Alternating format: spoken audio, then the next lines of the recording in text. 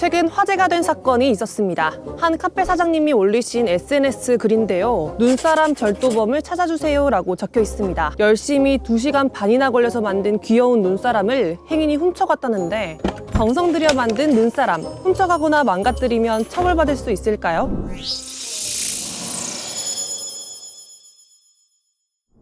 정답은 눈사람에 따라 다르다입니다. 절도죄는 타인 소유여야 되고 타인의 재물이어야 돼요. 그러니까 법적으로 보호할 만한 상당한 이유가 있어야 돼요.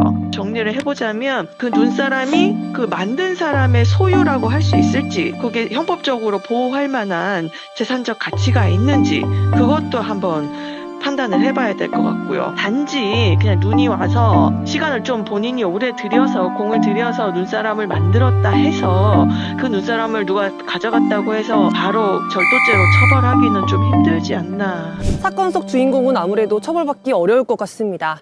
다만 업체 홍보와 마케팅을 위해 제작한 눈사람이라면 얘기가 달라진다는데요. 뭐 영역이 있을 거 아니에요. 가게 뭐 바로 앞에 화단이라든지 도로가 아니라 그 가게의 지배 영역에 속하는 곳에 비용을 들여서 홍보 목적으로 그 눈사람을 그 만들어서 영업적으로 사용을 하려고 했다. 이런 눈사람을 가져가거나 손괴를 한다면은 그 부분은 또 법적으로 달리 판단할 여지가 있을 수도 있을 것 같아요.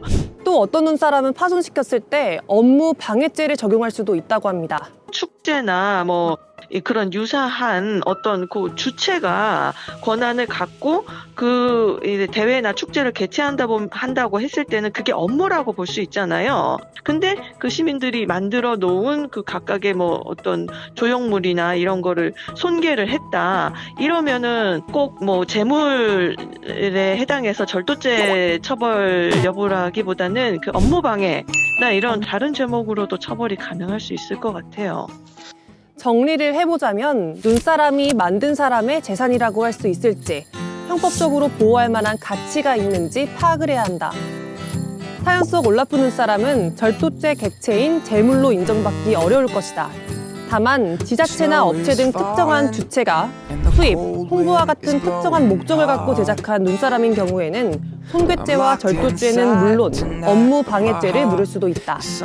이해가 되셨나요? 지금까지 눈사람 처벌에 대한 이야기였습니다.